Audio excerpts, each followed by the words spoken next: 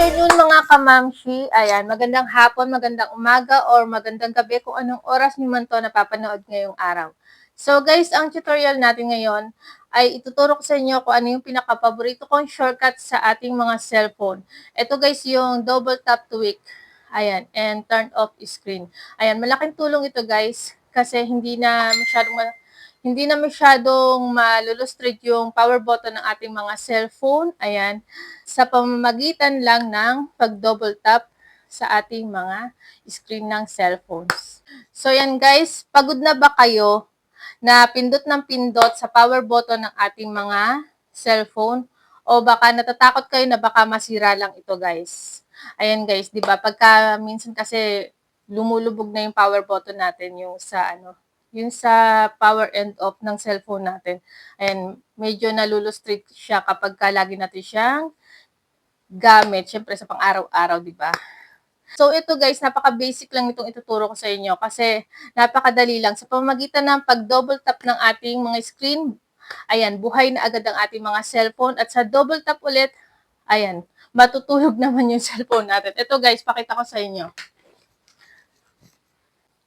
Eto, ayan, nanghiram muna ako ng extrang cellphone. So, patayin natin. Ayan. So, nakikita nyo patayan, di ba?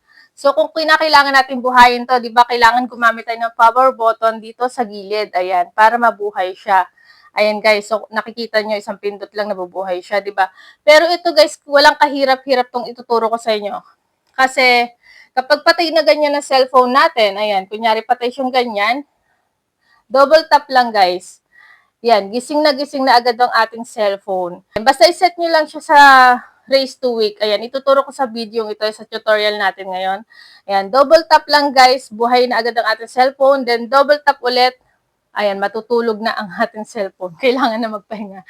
Ayan guys, kapag hindi nyo nagagamitin. So, ganun lang ang ating gagawin sa video ito guys. Ayan, panoorin nyo step by step hanggang dulo. So, kung bago ka lang or napadaan lang dito sa aking channel, huwag nyo kalimutan mag-like, share, and subscribe. And mag-umpisa na tayo guys. Let's go. So yun guys, bago tayo mag-umpisa guys, tap muna natin yung screen ng cellphone kung mabubuhay siya. Ayan, kung nakikita nyo hindi pa siya nakaset sa raise to wake. Ayan, hindi pa nabubuhay siya sa pamagitan ng pag-tap sa screen. So ito guys, umpisahan na natin ang tutorial. Ayan, hanapin lang natin ang setting ng ating mga cellphone. Ayan guys, pindutin lang natin yung sa baba, setting. Ayan.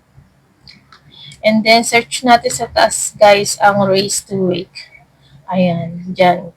Then, yung sa akin may lumabas na kasi na-search ko na yan. Pindutin lang natin ang raise to wake. Then, pindutin pa rin natin tong raise to wake, guys. Ayan. Tapos, i-on lang natin to guys, tong double tap to wake. Ayan.